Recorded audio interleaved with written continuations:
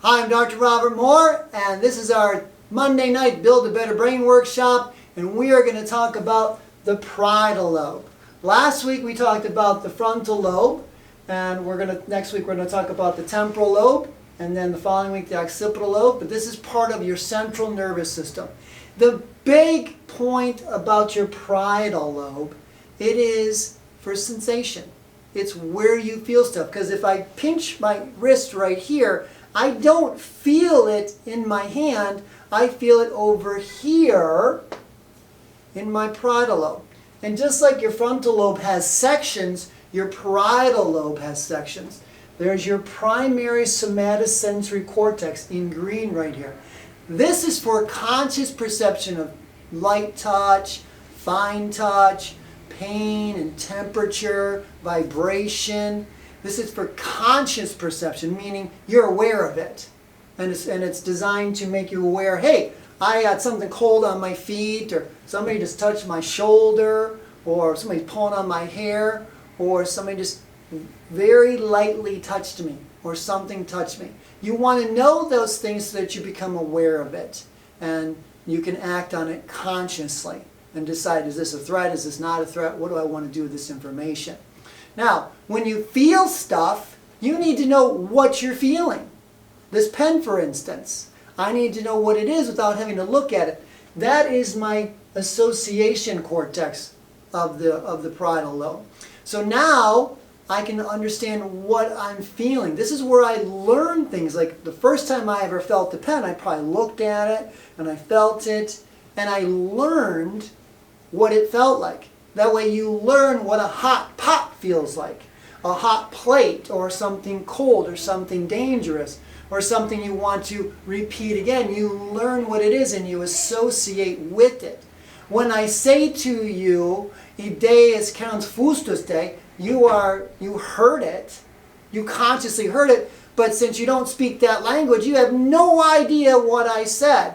And so if you learn that language, you can then associate that sound or that feeling to what it really means. And that way you can decide, is this something that I need to work on? Is this something I need to learn? Is this something I need to do something about? Because you know what it is. That way you can drop something, or I can come over here and I can just close my eyes and feel around. I got the pen instead of the sign. And you can feel things around in the dark, or you can feel things and stuff like that, know what they are, because you learn that. And so that is your somatosensory association cortex. And then your parietal lobe, the posterior association cortex, this kind of goes into the temporal lobe, it goes into the occipital lobe. Some books will call it the parietal temporal occipital cortex. And what this is for, this is so that you can integrate hearing. Your temporal lobe has a lot to do with hearing, voices, sounds. Integrate vision. Your occipital lobe has to do with that. And then you can integrate conscious somatic meaning from your body, sensation, constant sensations. So when I hear something, I can figure out what it is. When I see something, I can figure out where it is and what it is. When I feel something, I can figure out what it is. It's to figure out what it is you're dealing with. You need to figure that out. If you just hear a noise, if I hear somebody say, "Hey, Frank," I'm going to ignore that. But if they say, "Hey, Dr. Moore," I'm going to look around and look for that response. If I hear something go wham, bang, and crash, I'm going to look. But if I hear a pillow fall down, it's not going to bother me. But I need to associate that. Now, if I see something explode, I'm going to pay attention to it. If I see somebody drop a feather and I watch that, I'm going to pay attention to that. It's not going to be a big deal because I'm going to associate that. If somebody comes up and grabs me by the shoulder and they grab me roughly, I'm going to say, what the heck's going on with that? But if they just tap me on the shoulder, my response will be different.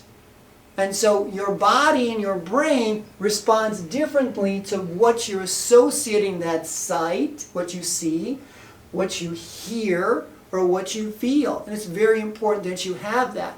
And so that's your parietal lobe. It's basically all about understanding who you are in your environment, and so you can adapt. Now, there's the right side of your parietal lobe, there's the left side of your parietal lobe, and there's differences there, but that's for another topic, that's for another talk where you get more detailed. But this is where you feel stuff. So if I drop this pen on my toe, or a rock on my toe, I feel it. If I do my left toe, I feel it on my right side. And the parietal lobe talks to my frontal lobe. It talks to my prefrontal cortex. It says, hey, you just dropped something on your toe. So now I need to decide, what am I going to do about it? Am I going to leave my toe there to let more things drop on it? No, probably not. I'm going to then tell my primary motor cortex, move your toe. If somebody drops some acid on the counter here, I'm going to hear it, and I'm going to say, that wasn't good. I'm going to see it, I'm going to say, that wasn't good. And I might feel splashback, and I'll feel it, and I'll say, that wasn't good. And that's all fine and dandy, but if I stand there and I let this acid pour all over me, then it's useless. So I have to tell my prefrontal cortex, that's acid. Then my prefrontal cortex says to my primary cortex, get away from that. So your parietal lobe, all the lobes of your brain work together so that you are a healthier, happier human being. So let's talk about an exercise for your parietal lobe. And I'm going to give you 2 exercises again. They're actually investments. The first thing is to actually invest some time in yourself. This is going to go on most of all the little workshops we have to tell you, please take time for yourself. And we're going to give you an exercise, an investment that you can do, but you have to schedule that time that you actually do it. That's the first step. And the second step is going to be what we call nonlinear complex movements. This is actually going to integrate the cerebellum with your parietal lobe. So what you're going to do is you're going to sit or stand somehow where you are very stable. And you're going to put your arm out. You are going to first just make figure eights. And this will be your cerebellum, but if you look at your knuckle, you'll utilize your parietal lobe, because your parietal lobe, and this is a little advanced, is in charge of following and pursuing eye movement. And so we pursue my hand. I'll show you. I pursue my knuckle with my parietal lobe. That's a great parietal lobe exercise. And I suggest that you do both sides. And when you get good at it, then you can go to your ABCs. And so, cursive. This is where we start using our cursive. Everything's printing, everything's typing. This is where we use cursive. And we're going to just spell capital A, capital W, capital E, capital S, capital O, capital L, capital E. Awesome! You picked a word. I like to spell a whole sentence. If you want to integrate your frontal lobe into that, spell it backwards. But look at your hand and do it easy. Now, if your shoulder hurts, do it low.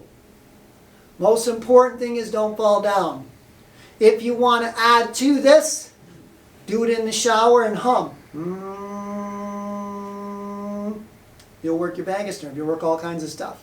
That's a little more advanced, but just start out with that.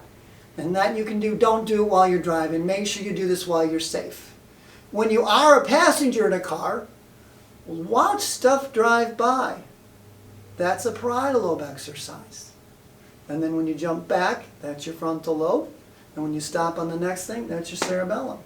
And that's a whole lot of information. I've gone a little too in depth. So I just want to say thank you for watching this. Please like us on Facebook, subscribe to our YouTube channel. If you have any questions, do not hesitate to call. Leave a comment below, 810-374-0304. And as always, make sure that you're spreading the word and have a very blessed day. God bless you. Thank you.